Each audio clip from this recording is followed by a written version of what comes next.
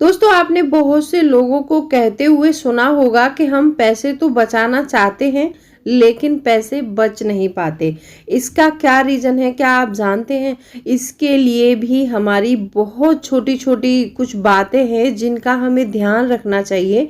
अगर हम इनका ध्यान रखेंगे और ये सारी बातें जो आज मैं बताने वाली हूँ, इनका इम्प्लीमेंट करेंगे तो पैसे ज़रूर बचेंगे। क्योंकि ये सारी चीज़ें जो मिलाकर हम करते हैं उसकी हमारी आदतें बहुत ज़िम्मेदार होती हैं इसके पीछे। पैसा ना बचने का कारण होता है हमारी आदतें। जो हमारी आदतें हैं जो हमें शुरू से पड़ी हुई हैं, जैसे खर्च कर रहे हैं वैसे ही कर रहे हैं, अपनी आदतों में सुधार नहीं करना, ये भी एक पैसे खर्च होने का बड़ा कारण होता है। तो आज की वीडियो बहुत इम्पोर्टेंट है, वीडियो के अंत तक ज़रूर बने रहना। और अभी तक आपने चैनल को सब्सक्राइब नहीं किया है तो आपसे एक नम्र निवेदन है, सब्सक्राइब करिए अपने इस चैनल को और बेल आइकन को भी ज़रूर प्रेस कर दीजिएगा ताकि ऐसी ही इंटरेस्टिंग वीडियो की नोटिफिकेशन आपको मिलते रहे। दोस्तों, वीडियो पसंद आए तो एक लाइक ज़रूर कर दीजिएगा। तो चलिए स्टार्ट करते हैं वीडियो को। दोस्तों, आपने देखा होगा कि कोई भी करोड़पति हो या लखपति हो, कुछ आगे जाके कुछ ऐसा होता है उनके साथ में कि उनका सारा पैसा खर्च हो जाता है। अब वो हो क्यों जाता है? क्योंकि उनके पास इतना पैसा है, वो हर चीज़ की लिमिट भूल जाते हैं। जिसके पास ज़्यादा पैसा होता है वो अक्सर करके आपने देखा होगा कि वो खर्च करने की लिमिट हो या फिर कोई भी लिमिट हो, वो हर हद पार कर देते हैं। तो इसीलिए जब भी हमारे पास में पैसा आए तो पैसे के साथ में हमें कैसे बिहेवियर करना है, अपने पैसे को कैसे खर्च करना है, कैसे बचाना है, ये सारी चीज़ें हमें पहले से सोचनी चाहिए। अगर हम ये नहीं सोचेंगे तो हमारे पास पैसा कभी भी नहीं टिकेगा। सबसे पहला पॉइंट आता है अपनी इनकम और खर्चे का बजट बनाना। ये जो हमारी आदत है कि हम मतलब जैसे ही पैसा आता है सिर्फ खर्च करने के बारे में सोच लेते हैं, लेकिन हम ये नहीं सोचते हैं कि इसमें से हमें कुछ पैसा सेव भी करना है। तो ऐसा अगर आप करते हैं तो ये बहुत गलत आदत है। जब भी आपकी इनकम आए तो सबसे पहले अपनी इनकम को डिवाइड कर लो और डिवाइड करने के बाद में उसको हर खर्च में कितना देना है उस खर्च में उतना ही पैसा डालो।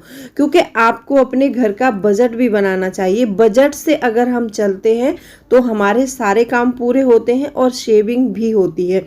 मैंने कई बारी बताया है कि जब भी पैसा आता है तो सेविंग को भी एक खर्च मानो, उसको भी अपने बजट में शामिल करो। जब भी बजट बना रहे हो तो उसमें अपनी शिक्षा, अपने परिवार का खाना पीना, लाइट बिल, वाटर बिल, अपने क्वार्टर का रेंट सारा रख के जब भी लास्ट में एक ऑप्शन बचता है तो उसमें सबसे पहले आप उसमें सेविंग रखिए। जो भी आप सेविंग में निकालना चाहते हैं वो पैसा पहले ही निकाल दो और जो भी सैलरी बचती है उससे आप अपने खर्च चलाओ। तो सबसे पहला पॉइंट यही है, आपको हमेशा ध्यान रखना है कि अपनी इनकम और अपने खर्चे का बजट बनाना। दूसरा पॉइंट आता है अपने खर्चों को कंट्रोल करना। देखो, जो लोग अपने खर्चे बढ़ाते हैं और कंट्रोल नहीं करते हैं वो पैसा नहीं बचा सकते हैं।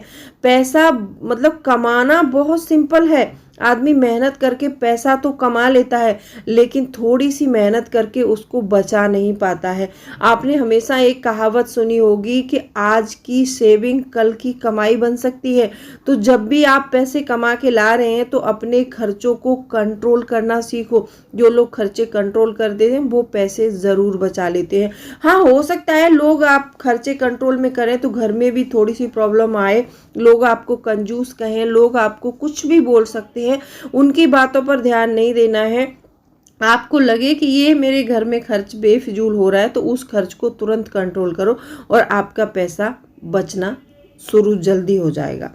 तीसरा पॉइंट आता है जरूरी खर्चों के लिए लिस्ट बनाना। ये तो कई बार पहले भी वीडियो में मैंने बताया है, लेकिन जो नए सब्सक्राइबर जुड़ रहे हैं वो बोलते हैं कि मतलब हम कैसे पैसे बचाएं, तो उसके लिए कुछ तरीके भी होने चाहिए। तो ये तरीका सबसे अच्छे तरीके बता रही हूँ मैं। जरूरी खर्चों की लिस्ट बनाओ। जब भी जो आपको लगता है जिस मंथ में कि मेरे बच्चे की फीस जानी है या फिर मेरे घर का रेंट जाना है, अपनी जो भी मूलभूत आवश्यकता है उनकी लिस्ट बनाओ। एक लिस्ट ऐसी बनाओ कि जिसमें सारी ज़रूरत वाली चीज़ें रखो। एक लिस्ट ऐसी बनाओ कि जिसमें सिर्फ आप वही खर्चे लिखेंगे जिनको पोस्टपोन किया जा सकता है। अब आपके घर के खर्चे हैं तो मेरे से ज़्यादा आपको पता होगा, तो आप ऐसी चीज़ों पर ध्यान देंगे तो पैसा ज़रूर बचेगा।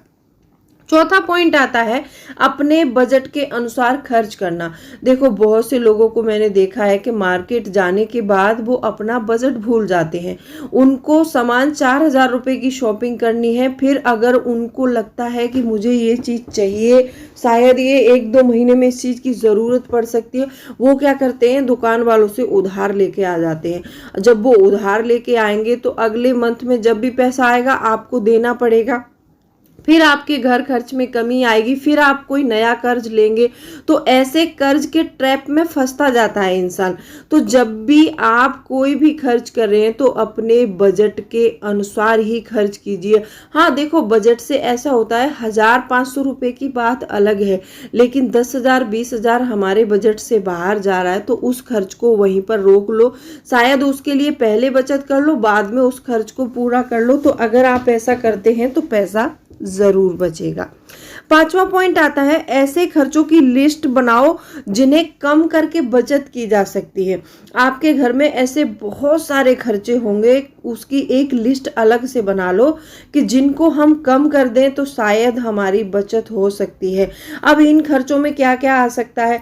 देखो इन खर्चों में आपका घूमना फिरना आ सकता है, आपका बाहर मार्केट में जाके अगर आप फास्ट फूड के शौकीन हैं या फिर आप कोई ऐसा खर्च करते हैं, कोई नशा वगैरह करते हैं, उसमें आप पैसे खर्च करते हैं, तो ऐसे खर्चों को रोका जा सकता है। अब मान लो जैसे ऑफिस में जाते हैं, ऑफिस में आप दिन भर में चाय कॉफ़ी बहुत ज़्यादा पीते हैं, तो आप घर से चाय बना के थर्मस में कैरी कीजिए, तो वो चाय के पैसे बचा सकते हो आप वहाँ जाकर। तो ऐसे मतलब खर्चे हैं आपकी लाइफ में, तो इनको कंट्रोल करके पैसा बचाया जा सकता है। नंबर 6 पॉइंट आता है अचानक आने वाले खर्चों के लिए बजट बनाना। बहुत से लोगों को देखा होगा कि वो मतलब कभी भी इमरजेंसी फंड इकट्ठा नहीं करते हैं। जो भी आप कमा रहे हैं उसमें से एक इमरजेंसी फंड का कॉलम ज़रूर रखिए। चाहे इमरजेंसी फंड में हर महीने आप 200 रुपये ही डालिए, लेकिन इमरजेंसी फंड के लिए पैसे डालिए। क्योंकि देखो इमरजेंसी या फिर अचानक कोई खर्च आ जाता है तो हमें कर्ज लेना पड़ता है, तो ऐसे खर्चों के लिए हमें पहले से प्रिपेयर रहना चाहिए। क्योंकि 1,000-2,000 रुपये हमें इमरजेंसी के लिए हमेशा अलग से रखने चाहिए।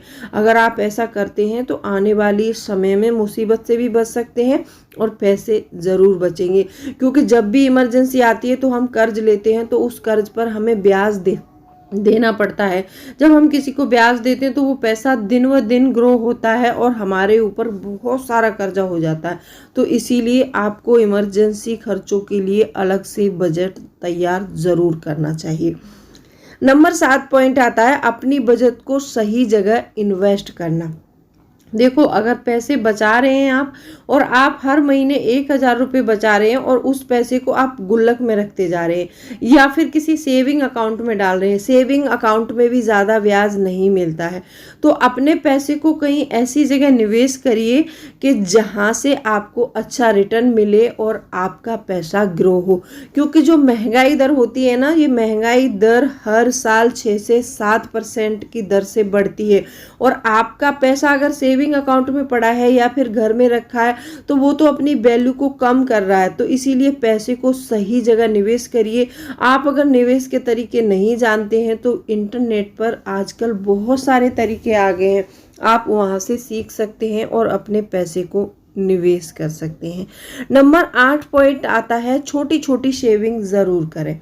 देखो छोटी छोटी शेविंग करने का ये मतलब नहीं है कि आप रुपए 2 रुपए ये सारी चीज़ें मतलब मत करना। क्योंकि देखो जो भी बहुत सारे लोग क्या करते हैं पता है, छोटा छोटा पैसा समझ के बहुत सारे कॉइन्स को बिगाड़ देते हैं। लेकिन आप एक बात सोचो कि आपके पास मान लो 999 रुपये हैं, अगर आप उसमें 1 रुपया नहीं जोड़ेंगे तो 1,000 नहीं बनेगा।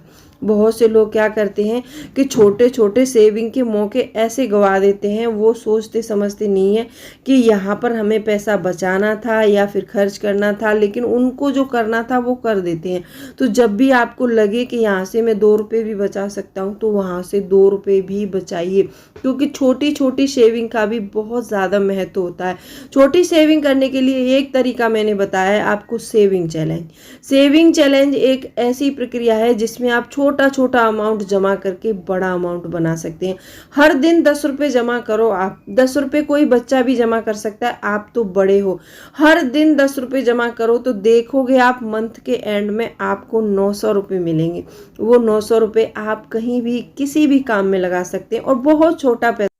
जब 10-10 रुपए से हमारा 900 का अमाउंट बन सकता है तो समझ लो कि अगर हम 1000 रुपये पर डे बचाएं तो हमारा कितना अमाउंट बन सकता है। तो ऐसे ही सोच के आप छोटी छोटी सेविंग को ज़रूर कीजिए। 9 नंबर पॉइंट आता है, इन्वेस्टमेंट पर ध्यान जरूर दीजिए।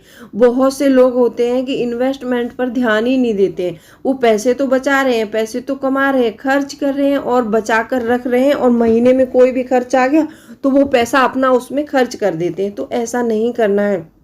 जितनी मेहनत करके पैसे कमा रहे हो ना, उतनी ही मेहनत करके उस पैसे को बचाओ और उससे ज़्यादा मेहनत करके उस पैसे को इन्वेस्ट कर दो। अपने खर्चे कंट्रोल में कर दो और आज से ही आप अपने खर्चे लिखना शुरू कर दो। और इन्वेस्टमेंट एक ऐसा पेड़ है जो कि हाँ, आपने देखा होगा कि हम आम का पौधा लगाते हैं, उसमें पानी देते हैं, उसको बड़ा करते हैं, फिर उस पर इतने सारे फ्रूट लगते हैं कि सारा परिवार खाता है, सारा गाँव खाता है, उससे इनकम भी होती है। तो इन्वेस्टमेंट भी एक पौधा ही समझ लो कि आप इन्वेस्टमेंट कर रहे हो तो आप एक पौधा लगा रहे हो जो आगे जाके आपको बहुत सारे फ्रूट और छाव देने वाला है, जो आपके लिए और आपके परिवार के लिए बहुत बेहतर बन सकते हो। तो इसीलिए मैंने आज आपको ये 9 पॉइंट बताए हैं। 9 पॉइंट में से कौन सा पॉइंट अच्छा लगा, वीडियो को लाइक करना, कमेंट सेक्शन में लिख के मुझे ज़रूर बताना। तो मिलती हूँ अगले वीडियो में, तब तक के लिए bye bye. Thanks for watching. कोई भी क्वेरी है तो आप कमेंट करके पूछ सकते हैं।